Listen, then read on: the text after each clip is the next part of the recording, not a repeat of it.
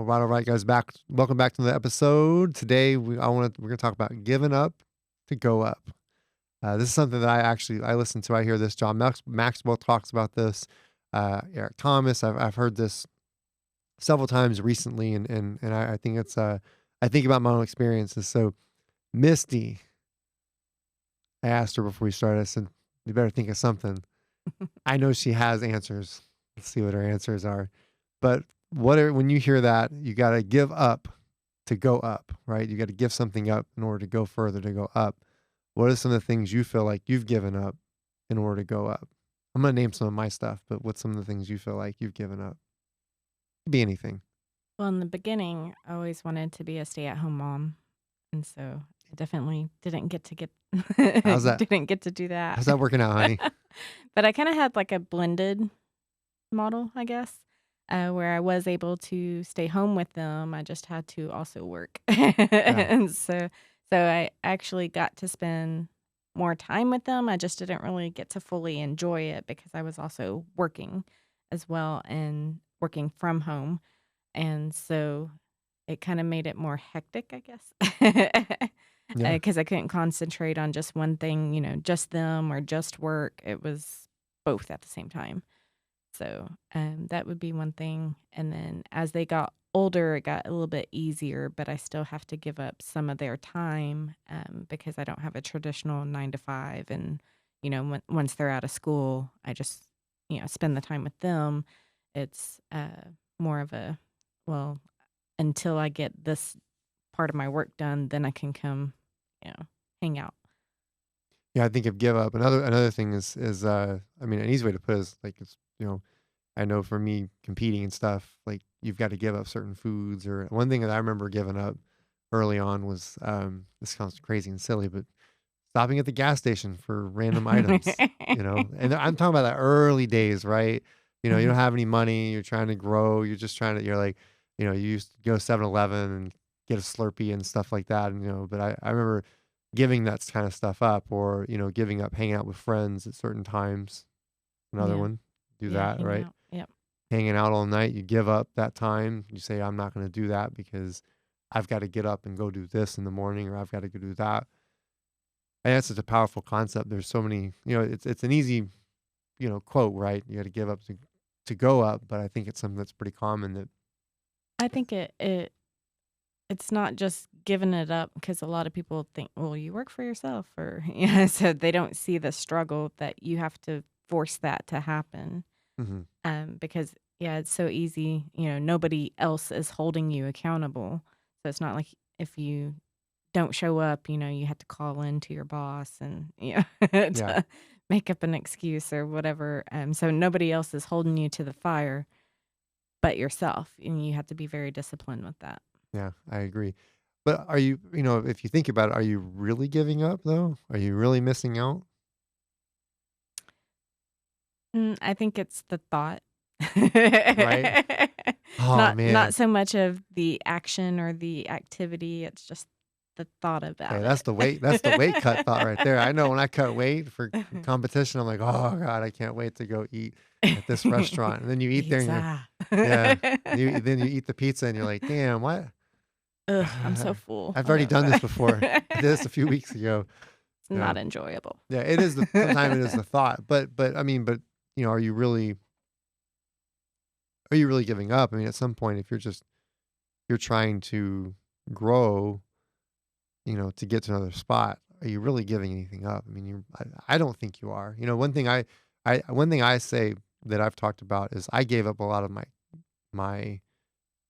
I don't want to call it childhood because it was my teenage years, but I gave a lot of childhood up, like where most people Yeah. experience normal childhood, where they're like, oh yeah, I got to do this and I got to experience things, but I remember being a teenager and one of my friends asked me, she said, she's like, man, we haven't seen you. Where have you been?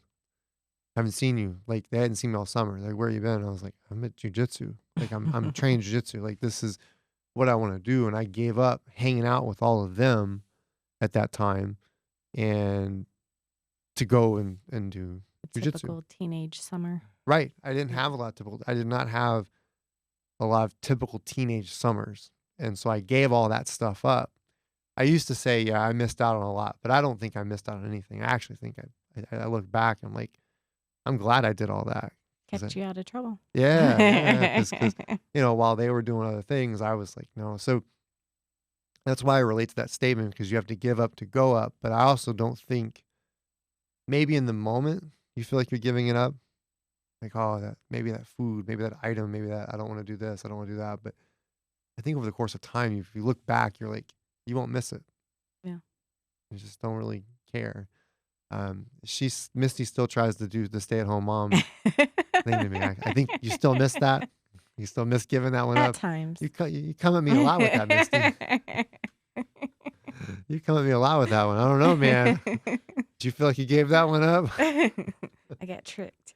You got tricked. I had to sell her on the idea, and she's like, sold. And I was like, nope, we're working. We gotta grow. But I mean, at the end of the day, when you look back, there's a lot of things like what you may say, well, I wasn't a stay-at-home mom. There's experiences that kids get to have, that I mean, think about that. There are some families out there who they don't get to go out to eat. They don't get to do, those things where like you might go to a certain restaurant. The kids is like, what was it this weekend? Jake's like, I want to try that. And we're like, there was no questions. It was just like, okay, sure. Yeah. You can afford to be able to get them that dessert or get them those things where someone else may be like, look, guys, it's chips, it's salsa, and we're all sharing the same fajita. But you gave up that all the other, you gave up some of that time so you could say, well, yeah, kids, you guys want to do that? That's fine. Not spoiling the kids, but just the whole like, sure, you want Yeah. to try that? Because Or I'm like like that with Jake a lot. Like, yeah, man, you want to try that? Cool, man. Yeah, it has to be something he wants to try, not hey, buy me this. That's more of an experience. But you have the ability to give those experiences because you gave up some of the other time to hanging out, this and that. or being able to be a chaperone on their field trips or something like that because I'm not stuck at work all day. Can kind of create my own schedule.